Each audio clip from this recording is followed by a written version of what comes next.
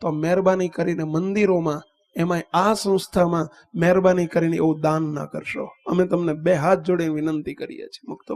એવું આસુરી દ્રવ્યનું દાન આ સંસ્થામાં કોઈ દાડો ન કરતા. હાથ જોડીને વિનંતી કરું છું.